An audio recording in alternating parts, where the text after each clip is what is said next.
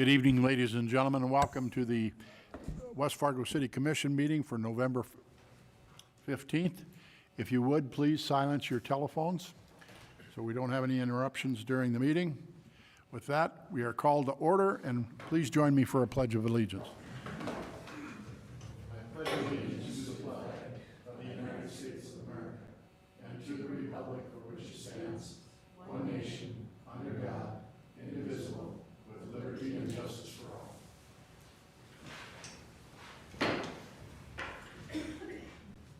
Thank you. The next order of business is to approve the order of the agenda. For the good of the order, item C in the consent agenda is going to be moved to the regular agenda to item 5A. Item 5A, the resolution approving wireless co-location at the 3124 6th Street West is going to be moved to the regular agenda for discussion. I'll make a motion to approve. Thank you, Commissioner Jurdevig. Is there a second, please? Second. Commissioner Olson. It's been moved and seconded to approve the order of the agenda with the amendment of moving item C to 5A in the regular agenda. Is there any discussion? Hearing none, all those in favor, please signify by saying aye. Aye. Opposed? Motion carried. Next order of business is the approval of the minutes of November 1st, 2021, pages 3 through 5. They have been distributed.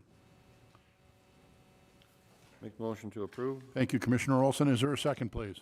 Second. Commissioner George seconds. Been moved and seconded to approve the order of the agenda, or excuse me, to approve the minutes of November 1st, 2021. Is there any discussion? All those in favor, please signify by saying aye. Aye. Aye. Opposed? Motion carried. Item E is the building permits. They have been distributed. There are pages 6 through 9. If there are any questions of planning and zoning or engineering, anyone? Make a motion to approve. Thank you, Commissioner George. Is there a second, please? Second. Commissioner Jurdevig seconds. Been moved and seconded to approve the building permits reported as distributed, pages 6 through 9. Is there any discussion? All those in favor, please signify by saying aye. Aye. Opposed? Motion carried.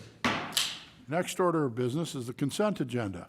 Again, item C has been removed from the consent agenda and moved to 5A.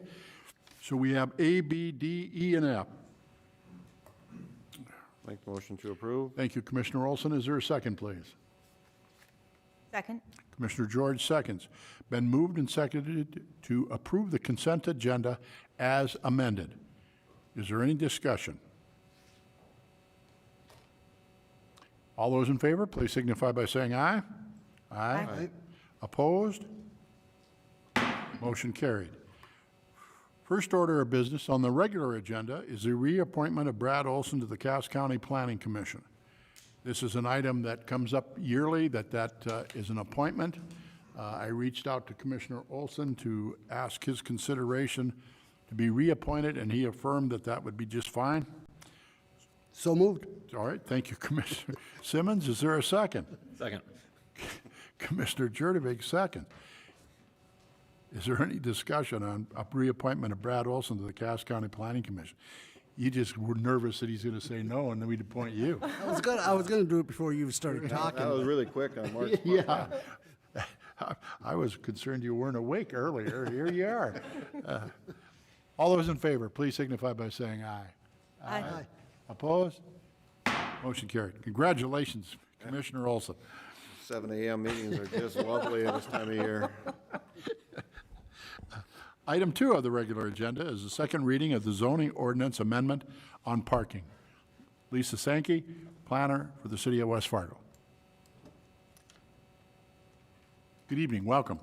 Thank you, President Dardis and Commissioners. Nothing has changed since the public hearing and first reading on November 1st. During review for parking of office uses in recent years, it was determined that the parking required for office and medical uses may not necessarily reflect the national standards or parking need and are higher than our neighboring communities and typically higher than demand. Currently, general office uses are required 1 space per 200 square feet of gross floor area, with exceptions of beauty and barber shops and for medical offices and clinics. Staff proposes the following zoning ordinance amendment 4-451.6, automobile parking space required for office uses. General office uses 1 space per 300 square feet of gross floor area, and for medical offices and clinics, 1 space per 200 square feet of gross floor area. This is a request for second reading on the zoning ordinance amendment, and I'm available to answer any questions. Thank you, Ms. Sankey. Are there questions for the lady? And I understand that this is similar to the other jurisdictions in our region as to the same type of parking requirement. Correct. Any questions? I'd make a motion to approve. Commissioner Jurdevig moves. Is there a second, please? Second. Commissioner Olson seconds. Been moved and seconded to approve the second reading of the zoning ordinance amendment on parking as presented by Ms. Sankey, planner for the city of West Fargo. Is there any discussion? Seeing none, all those in favor, please signify by saying aye. Aye. Opposed? Motion carried. Thank you, Ms. Sankey. Item number 3 is a second reading of the zoning ordinance amendment to the DMU district. Lisa Sankey, planner, City of West Fargo, pages 91 through 96, has been distributed. Thank you. Nothing, again, has changed since the public hearing and first reading on November 1st. When the downtown mixed-use district was adopted by the City Commission on January 6, 2020, a section regarding setbacks for new construction of multi-use buildings adjacent to residential properties was presented and included in the second reading, however, was not published with the text. The proposed amendment would add this to the current ordinance under Section 4-434.4.2.b.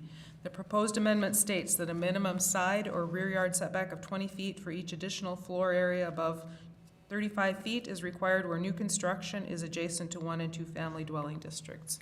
The request is for second reading on the zoning ordinance amendment. And I'm Thank you, Ms. available. Sankey. Questions for the lady? All right. Move we approve the second reading? Thank you, Commissioner Olson. Is there a second, please? Second. Commissioner George seconds. Been moved and seconded to approve the second reading of the zoning ordinance amendment to the downtown mixed-use district as presented by Ms. Sankey. Is there any discussion?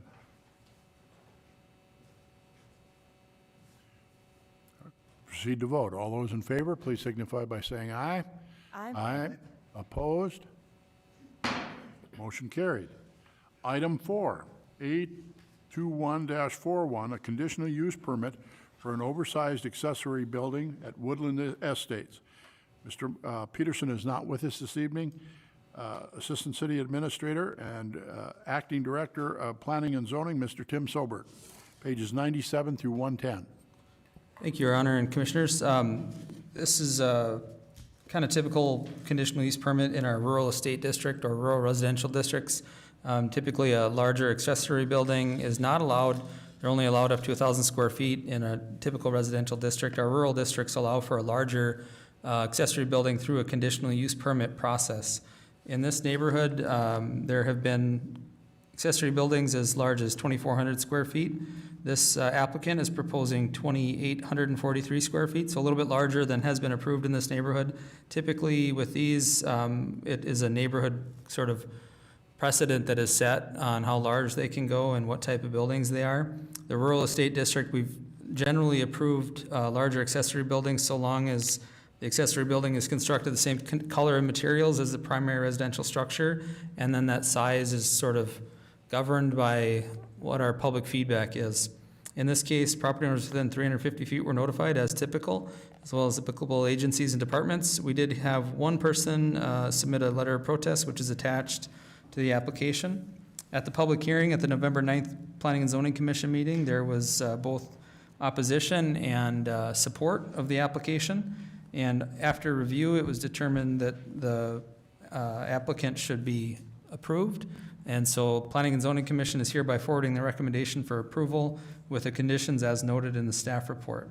There is no public hearing scheduled, but I believe the applicant is here and available for any questions you may have, as am I. This is a public hearing, Tim? No public hearing scheduled. Public hearing. All right. Questions of Mr. Solberg? Please, Commissioner George. I just have a comment, I guess. First of all, this is a really fantastic neighborhood. I've driven through here a few times lately just because it's beautiful and I love it. Would love to live there myself. As far as the large accessory building, this particular lot is huge.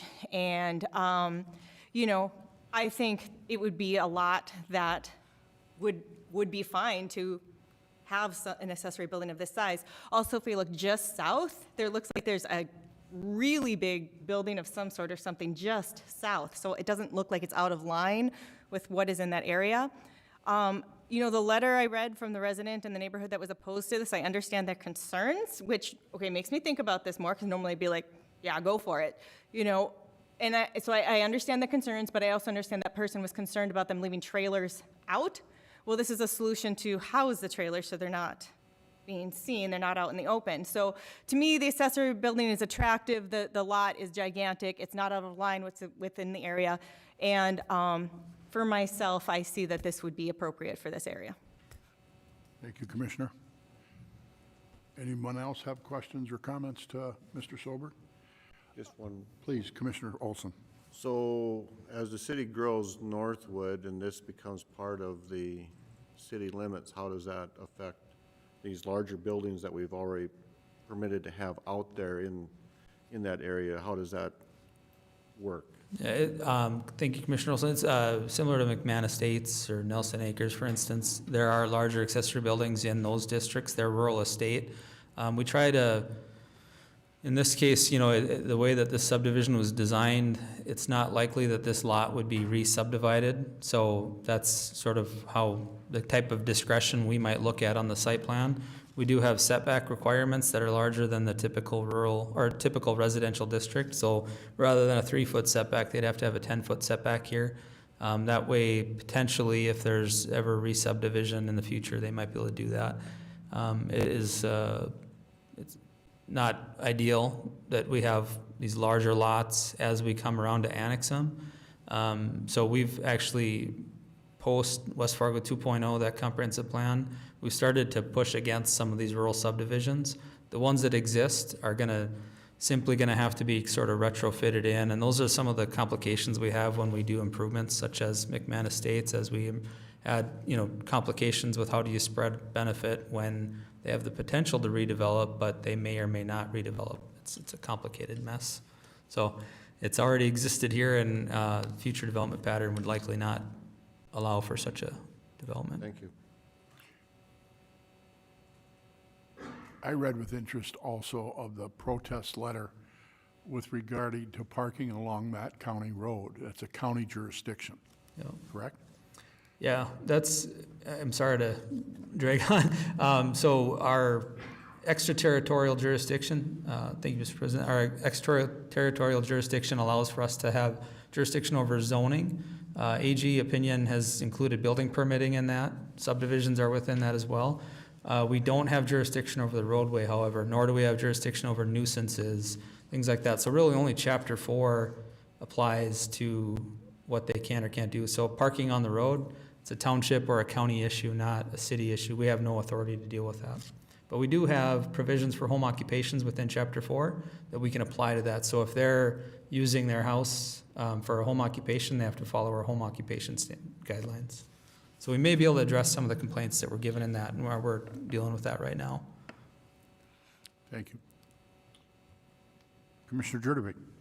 So a question on the last kind of comment in the letter from Mr. Kirkwood.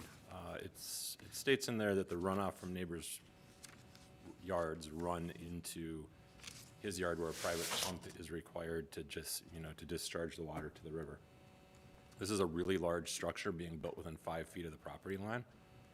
Is there any drainage plan that has been provided that shows where the water runs that comes off of this building? And is it just gonna make the neighbor's problem worse?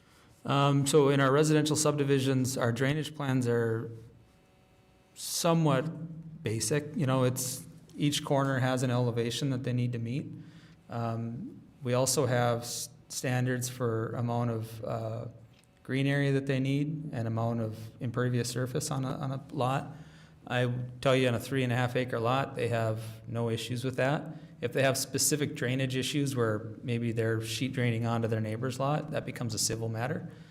So if he's causing any damage to that, we would provide the drainage plan. Typically, our engineering department gets a little bit involved in kind of giving them some guidance on it, but it becomes a civil matter. So if there's any damage to that, then they need to deal with that. I mean, I understand it becomes a civil matter, but Yeah. I also view it as if there's already a problem, a garage of this size is gonna put out a lot of water, and 5 feet from the property line is, there's not gonna be a lot of other places for that water to go. The neighbor that wrote the letter, where is he from this property? He is. I was Sorry, just applicant, going to please. comment that I thought the letter was written by the, I thought it said well, maybe I made an assumption when it said neighboring property. yeah, he wasn't, my understanding at planning and zoning, he wasn't a adjoining property neighbor, but he was a neighbor in the neighborhood, but maybe Tim can confirm. 2 north, right? 2 north. 2 north, yeah. 2 lots north. Okay. Any additional questions from Mr. Solberg?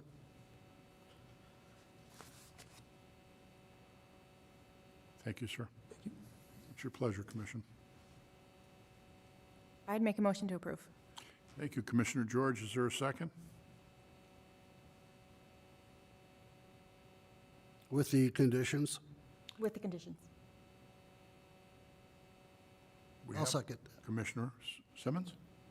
Commissioner Simmons seconds. Been moved and seconded to approve conditional use permit for an oversized accessory building at Woodland Estates as presented by Mr. Solberg.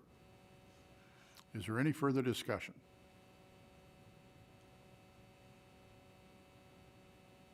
Hearing none. All those in favor, please signify by saying aye. Aye. Aye. Opposed? Aye. Motion carries, 4-1 vote. Item number 5 is the second reading of ordinance number 1197 relating to theft of property, shoplifting, and window tinting.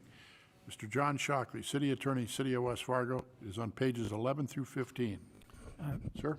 Thank you, Mr. Commission President, members of the West Fargo Commission. Before you have the second reading of the ordinance, it's adding theft of property, shoplifting, and window tint. It's bringing our ordinances up to the state standards regarding the 3, and just clarifying the window tint issue for, we had a case before the municipal court in which we thought it would be prudent to clarify the window tint section. Pretty Thank you, sir. straightforward. Questions for Mr. Shockley?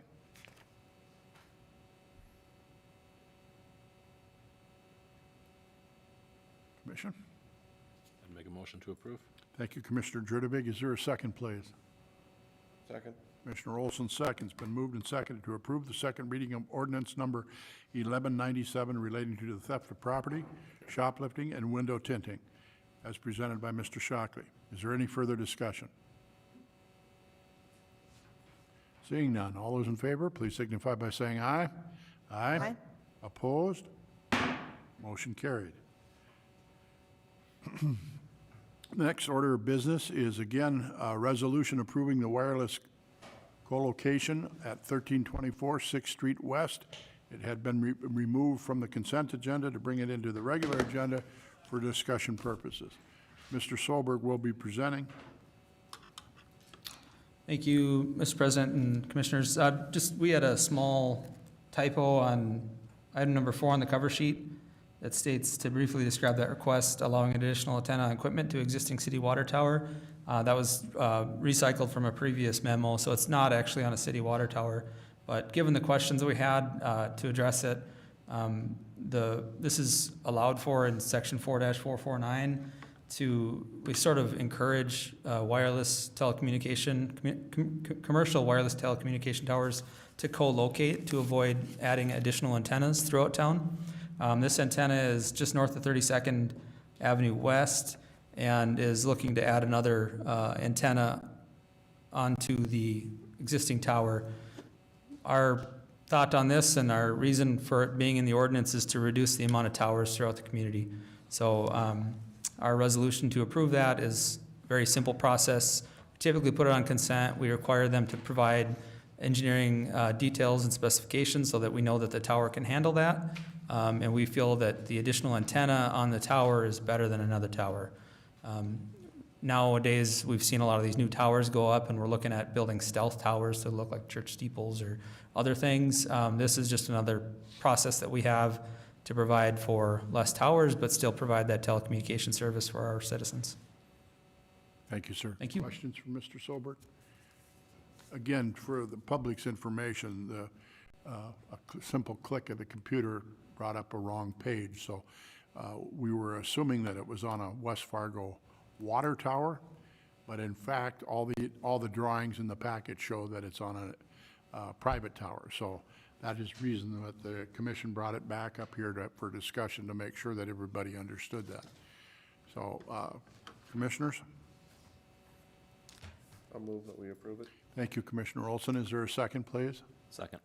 Commissioner Jurdevig seconds. Been moved and seconded to approve the wireless co-location at 3124 6th Street West. Is there any further discussion? Hearing none. All those in favor, please signify by saying aye. Aye. Opposed? Motion carried. Item number 6 is an improvement district number 2250, Cheyenne Street reconstruction, Beaton Drive to 32nd Avenue, John Shockley and KLJ Engineering, excuse me. Mr. Shockley. Yes, thank you, Mr. Commission President, members of the West Fargo Commission. So tonight, we're going to have KLJ just present the claim that is being submitted, and I'm asking if the commission could hold your questions so we have executive session. Then we can discuss the litigation strategy and some of the other issues relating to this claim. So they'll just present the claim first, then we'll go into executive session, and then if there's action that we need to take, you'd come out of executive session and take that action. Good evening. Good evening, Commissioners, President of the Commission. I'm Scott Middaugh with KLJ. I'm here tonight, as Mr. Shockley said, to discuss the Cheyenne Street reconstruction project, more specifically the boring of the sanitary force main under the Cheyenne diversion. Throughout the construction project, I was the project manager for the construction administration phase. Just some background on the project. This project began in 2016 with a corridor study which looked at a wide variety of alternatives for the whole Cheyenne Street corridor. In 2017, we started preliminary design of a smaller set of alternatives. There was only 3 proposed at the time. And that was carried through preliminary engineering and an environmental document. That outcome was a preferred alternative and environmental clearance for the project. In 2018, we submitted final plans. It was bid in 2018, and then construction started in 2018 and lasted through 2019. To go over the scope of the project, this phase of the project was from 32nd Avenue to 19th Avenue. It included taking Cheyenne Street from the rural section it was to a 6-lane divided corridor. It included new structures, new storm sewer, some new underground utilities, including water main and sanitary, new traffic signals, and then a new bridge over the Cheyenne diversion. So I want to kind of focus in on that, as that's the topic of what we're going to discuss more. Due to the increased roadway capacity on Cheyenne, we had to widen the bridge and add a new bridge over the Cheyenne diversion. Due to the proximity of the roadway with the river, we couldn't widen to the east, so we had to go west. So what you can see up here is the orange is the existing bridge. Maybe I can find. The orange is the existing bridge. The blue is how the existing bridge was widened, and then the purple color is the new bridge that was put in for southbound traffic. You can see the green line up there. That is the old sanitary force main, and the reason we had to relocate that force main is because it was in conflict with the piling for the new bridge.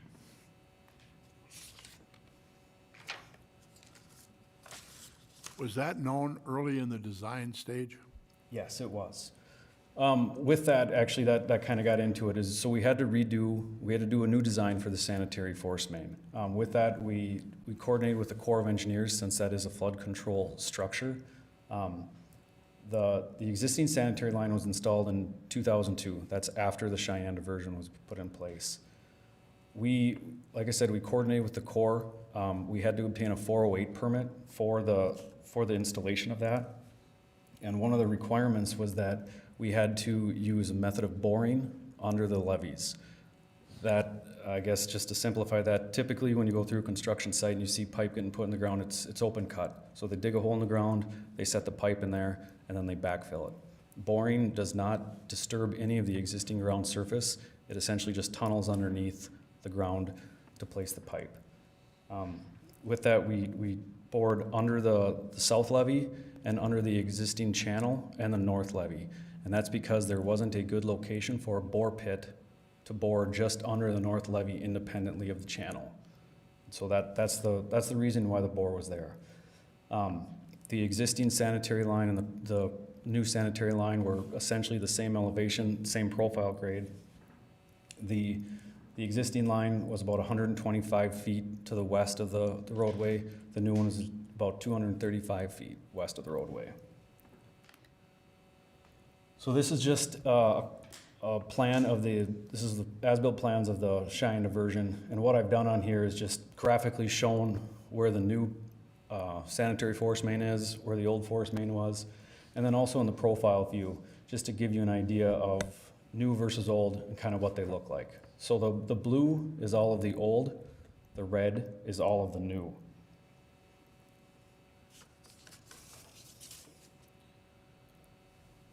So what happened?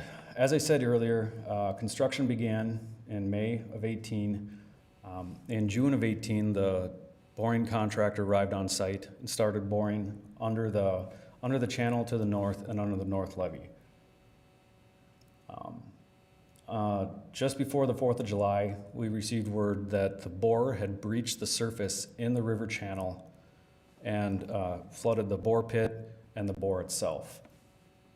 Just, mid-July, we received a notice of intent to file a claim from the prime contractor for the work of the boring due to the bore pit breaching. To give you some background on what a notice of intent to file claim is, this project was bid through the DOT and utilized DOT specs. So an NOI is what we call it, is a contracting method that is put out there if the contractor feels that there's a change in condition, unforeseen circumstances, or work that will possibly cause a delay in the schedule. So what that does is they submit that, they outline the reasoning of why they're submitting it, what the extra work is, and it just makes sure that the owner of the project and everyone else knows that there's potential out there for additional compensation, and then it allows us to better track what's going on out there.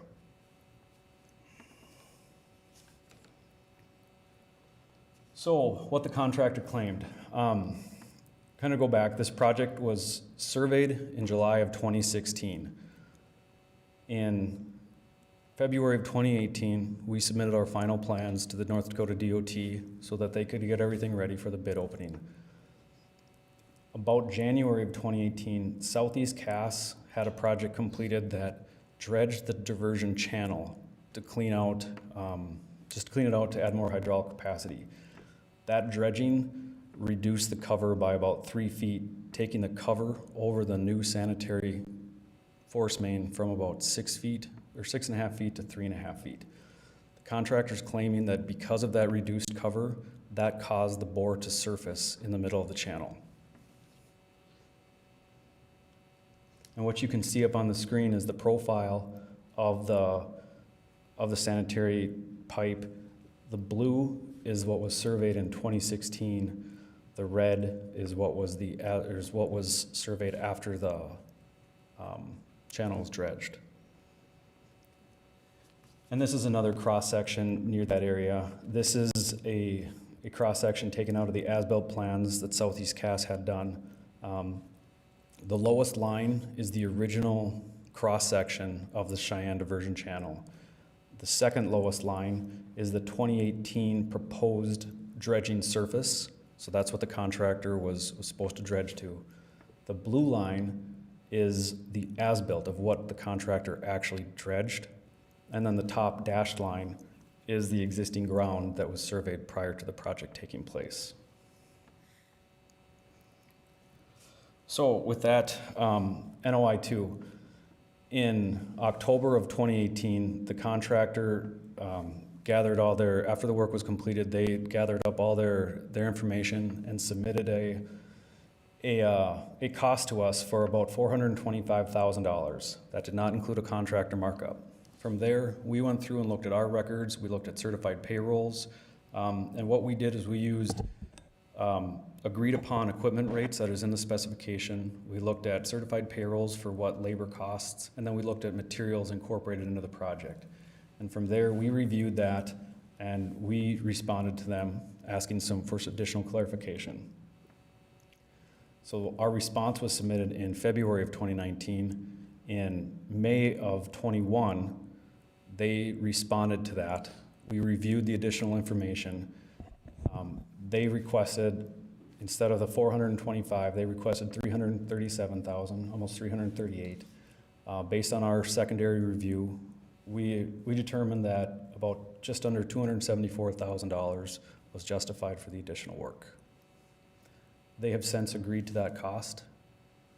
So that's the background of the boring.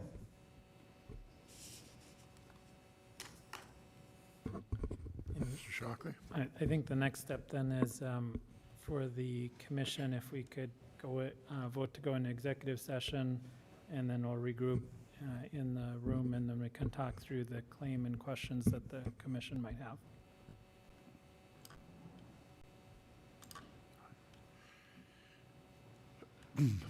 The regular agenda of November 15th, West Fargo City Commission. We are in recess and going into executive session.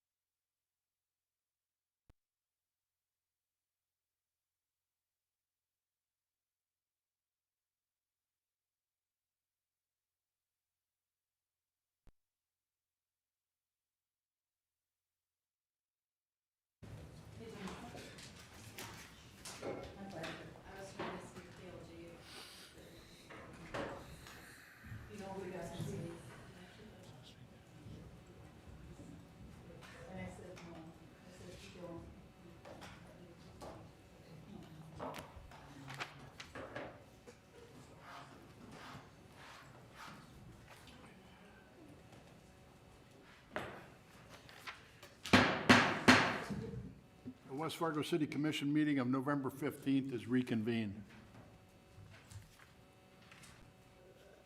You want to discuss it, just bring it up at all, or just? The discussion is on the improvement district of number 2250 Cheyenne Street reconstruction, Beaton Drive to 32nd Avenue. Is there any further discussion? If not, I'll make the motion to accept the change order and also accept the recommendation to pay the determined amount, predetermined amount. John, is that correct? If I could, Mr. President. Please, Mr. Shockley. I would suggest the motion would be a motion to approve the change order and to accept the settlement offer of KLJ and More Engineering. So moved. Is there a second, please? Second. Commissioner George seconds. Been moved and seconded to approve the change order of Improvement District 2250 Cheyenne Street reconstruction, Beaton Drive to 32nd Avenue, and to accept the settlement as presented by KLJ and More Engineering. Is there any further discussion?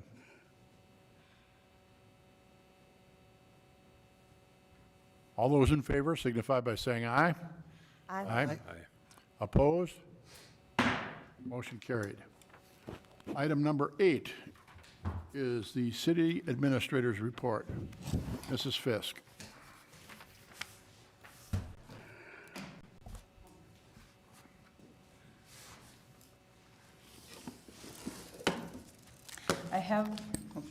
Thank you, Commission President and Commissioners. I have one more item that I did not write down that Ms. Orchard had asked me to talk to you about, and I shut my computer off.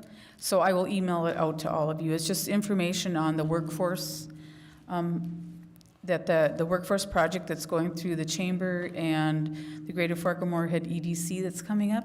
She wanted you to be aware because she's been attending meetings and working with them. So I will forward her email to you, and Bernie's fully aware of it as well. I believe that the meeting is in conflict with the Christmas tree lighting for West Fargo events on December 2nd, and also the city is considering a ribbon cutting of the downtown Cheyenne Street project at that same time, so there might be a conflict. Yep. It's 4:15 to 5:15, December 2nd. Oh, no, that's okay. I'll just send it out. Thank you very much, Emily.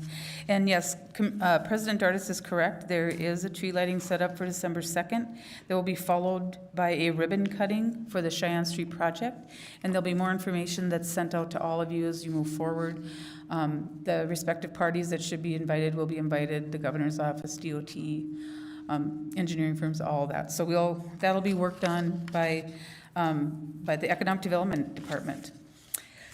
Also wanted to let you know that Small Business Saturday will be the Saturday after Thanksgiving, which is the 27th of November. The Economic Development staff is working on this event to get people to all of the West Fargo businesses. They will be meeting over the next week and a half with businesses, informing them of how this will work. They're going to create a little passport where people go in and you shop there, and then they sign off on it. And then you turn your passport in and you can win a prize. And so this is something that they came up with. They're really excited about it, and they plan to expound on it for the upcoming years. So we're really excited for that one. Let me see. All right, I have two other guests that will be speaking. First of all, I'll have Matt Anvig give you an update on the lagoon sludge removal. You've all got the handout there. It's quite exciting.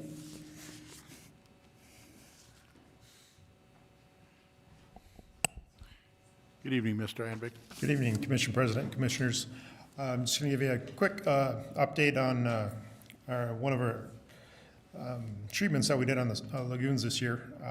Kind of earlier in the year, in February, our sewer foreman, Dane Franke, brought up an idea about using a different kind of treatment in our cells to get rid of some of the sludge that is built up in our two primary cells. They're kind of bacteria, but I don't know, they're just basically called bugs, is what we've been calling them. They go in there, they kind of eat down the sludge. We started with that in May. The vendor that we chose came out, and they basically took almost like a remote control boat around the two cells and did some sonar and different kind of readings to see how much sludge we had out there. And then they came back now in October and just kind of went over it again to see how good they were working. And just kind of to recap that, cell 3, I guess, was a little bit, it's a smaller cell, but they had eaten down about 20,000 cubic yards of sludge and basically reduced that level by about 4 inches. 20,000 cubic yards of sludge. Yeah, that they had eaten up. And cell 1, which is a larger cell, they did about 50,000 cubic yards, and that was down by almost 5 inches on that cell. So to put that in perspective, if we were going to have that hauled out by a contractor, once we basically drained it down to get that down to where we needed to be, for what those bugs ate up this year would have cost us about $990,000. So for what we put in this year for the treatment, it saved us about almost $1 million. Where does the sludge go? Basically, that bacteria, the bugs, Walking around. yeah. So basically, that bacteria the heat kind of helps it up and eats. They basically eat until they pop, and then it's just carbon dioxide. So they just break that down and then turn it into carbon dioxide.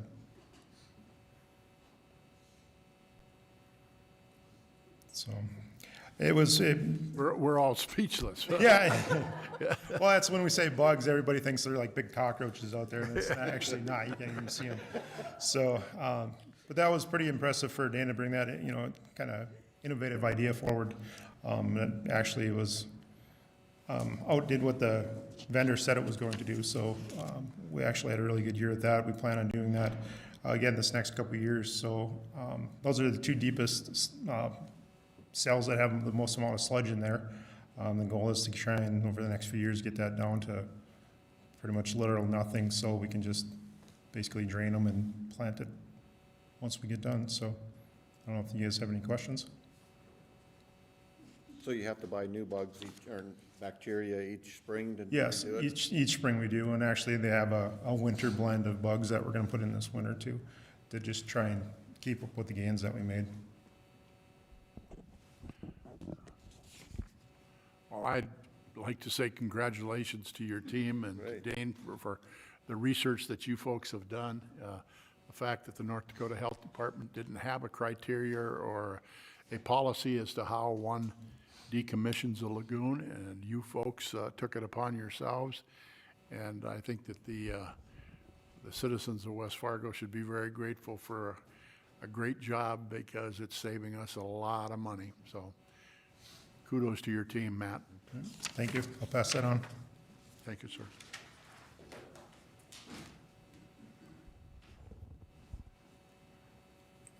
Hello, Commission President, Commissioners. I only have one other item. Chief Ordinance would like to give you a report on a couple of very important items in his department. Good evening, Chief. Welcome. Good evening. Thanks, Commission President Dardis and Commissioners. It was roughly 2 weeks ago, shortly after Halloween night, that I stood before you at the last commission meeting and gave you a pretty dire update on the condition of one of our officers. Officer Tim Brown had suffered a major heart attack at the Cass County Jail. I'm pleased tonight to be able to update you and the rest of the community that, and I know there were several of you present this morning, but Officer Tim Brown and his family, his kids, his wife, his parents were able to make it back from Omaha, Nebraska late last night, and they paid a visit to us here at the West Fargo Police Department. So just truly from the dire conditions that we were seeing that early Halloween morning, Sunday the 31st, until today, it's just a miraculous, absolutely miraculous recovery in 2 short weeks to have him back here with us at the city of West Fargo. So just again wanted to really thank the community, the entire Fargo-Moorhead, West Fargo community for the not just the financial support, but we have seen we've been inundated at the police department with an outpouring of support cards and letters, and a lot of cards from elementary schools throughout the West Fargo Public Schools. It's really been really overwhelming for the Brown family, for us at the police department, And thank you as a commission, all the other department heads with the city for all the support that they've given the department over the last couple of weeks. And just can't be happier to be up here reporting that his heart is operating at almost 100% capacity, his own heart, which we were told would never happen. And so it really has been miraculous. The support, the prayers, all the thoughts from the community has been overwhelming. So wanted to update you on that. And then another important decision late this afternoon, I have extended a conditional offer to Sergeant Pete Nielsen to accept a position as Assistant Chief of Police for the West Fargo Police Department after a rather long process, probably 3 or 4 weeks of different sets of batteries of things that they had to go through the promotional process. There were 5 internal candidates, and today I made an offer to Sergeant Nielsen, and he accepted that offer. So I'm anxious to bring him on board. His years of not only formal leadership with the West Fargo Police Department, but his informal leadership years. I just couldn't be happier to announce that he's been selected to be our next Assistant Chief of Police. So we don't have an exact date yet for the promotion, but we'll keep you updated on that. I'll work with our HR Director, Jenna Wilm, and the City Administrator to get that all in place. So, and I'm open for questions if you have any. Questions of the chief? Thank you, sir. Thank you. The only thing I'd like to say is that to the other officers that applied for the position, they are exemplary officers in our department as well. And we had a very difficult decision to make because of the type of police officers that we have, and we're applying for this job. So to those candidates that were did not get the position, thank you for your service, and we're going to count on you to make this transition as easy and as possible. So again, thank you for applying. Tina, is there anything else from you? Correspondence, anything I know you've distributed some. No, I have nothing else under the administrative report, and I have no additional correspondence. Thank you very much. Is there any, commissioners, is there any additional non-agenda items you'd like to bring forward? Move to adjourn? Okay. Is there a second? Second. Moved and seconded. We are adjourned.